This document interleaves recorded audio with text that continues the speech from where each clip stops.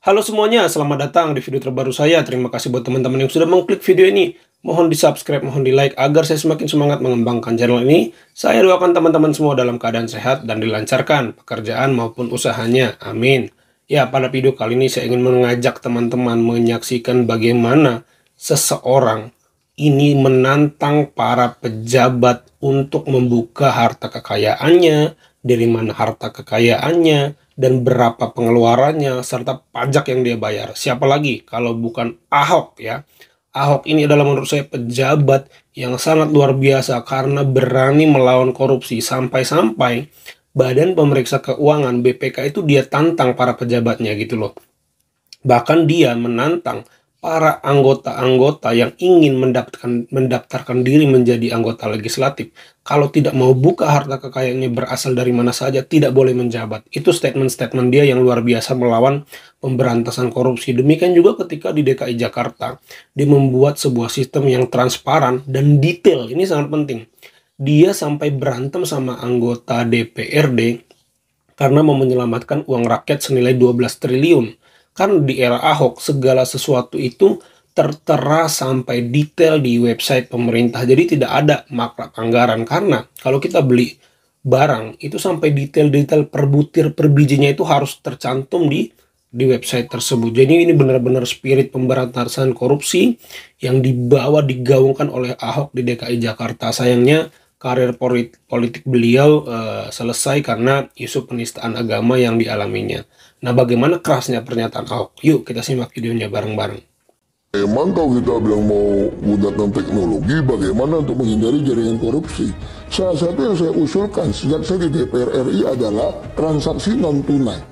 Maka di DKI saya terapkan transaksi non-tunai.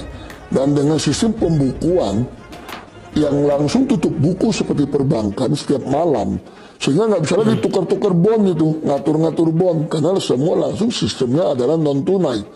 Nah kalau non-tunai, saya bisa lacak perjalanan transaksi uangnya dari rekening ke rekening. Semua orang harus punya rekening. Gila sini. Nah jadi sekali lagi, apa kita bisa ganti semua dengan robot aplikasi? Iya, tapi tetap ada orangnya yang membuat kebijakan di dalam.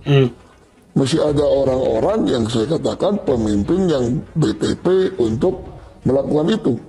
Semakin transparan Anda membuka dengan sistem, dengan website, misalnya contoh ya, waktu kita susun anggaran, selain dari musrenbang dari kelurahan sampai kecamatan, sampai ke kota, sampai ke provinsi, itu dibuka sampai lembar satuan ketiga. Jadi orang bisa lihat nih, oh beli sebuah botol air kemasan harganya sekian. Nah ini butuh transparansi dan tentu butuh teknologi dan aplikasi. Karena untuk analisa tetap butuh manusia. Butuh orang yang punya hati, empati, dan mengerti. Membayangkan kalau dia yang jadi pihak rakyat, dia akan lakukan apa. Nah ini harus dilakukan ke depan. Ya, itu salah satu pernyataan Ahok. Ini kenapa saya juga mendukung pernyataan omongan Opung Luhut ya. Opung Luhut itu kan selalu komplain kalau ada yang namanya OTT ya. Bukan berarti OTT itu salah, tapi menurut Opung Luhut yang harus diperketat itu sistemnya. Awalnya saya juga orang yang menentang omongan Opung Luhut itu ya, Bapak Luhut, Lord Luhut. Kenapa orang ini menentang OTT? Ternyata setelah saya mencermati pernyataan-pernyataan Ahok, pernyataan Bapak Luhut, saya semakin mengerti. Justru yang dibangun harusnya adalah bagaimana agar orang itu tidak bisa korupsi dan tidak berani korupsi. Caranya apa? Dengan sistem teknologi atau non-tunai itu lagi orang nggak akan bisa korupsi. Karena yang namanya non-tunai itu ada rekeningnya. Rekening itu bisa tertera jejak-jejak digital. Semua itu akan merekam transaksi. Kalau terekam transaksi, orang nggak bisa aneh-aneh. Karena langsung kelihatan kalau dia maklab anggaran, bahkan kalau dia nerima transparan dari siapapun itu akan ketahuan. Nah ini akan menimbulkan bukti kuat bahwa terjadi kecurangan ya kan, karena dia menerima uang dari orang yang apa kepentingannya transfer uang sekian miliar misalnya, itu bisa menjadi bahan audit. Luar biasa sistem ini kalau berjalan. Sayangnya Pak Ahok itu sudah tidak punya karir politik sebagai pejabat ya, saya pikir ya, karena dia pernah dipenjara 2 tahun itu ya. Saya nggak tahu peraturannya bisa apa enggak ya. Yuk kita simak pernyataan berikutnya.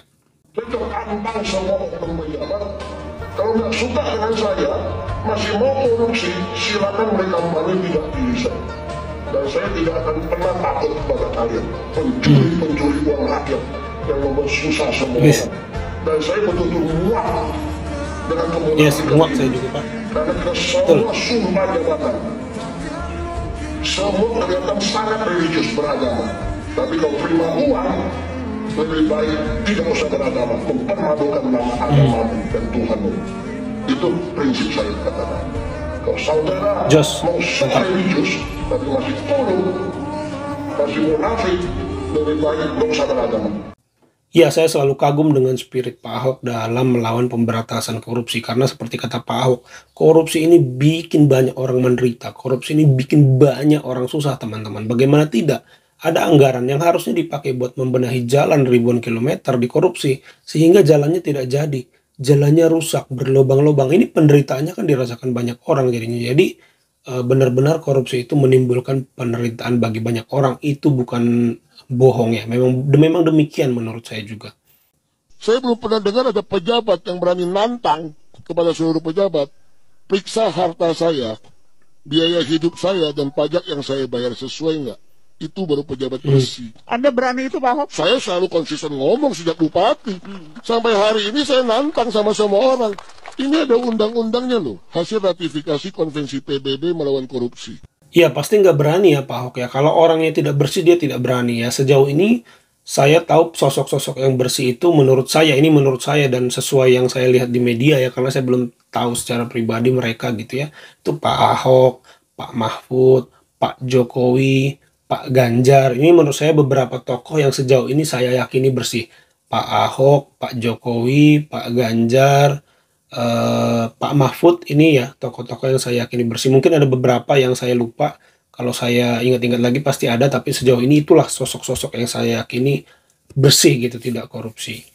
Ya itu aja teman-teman video kali ini. Terima kasih yang sudah menyimak sampai selesai. Saya doakan teman-teman semua ke dalam keadaan sehat dan dilancarkan pekerjaan maupun usahanya, amin. Sampai jumpa di video saya selanjutnya.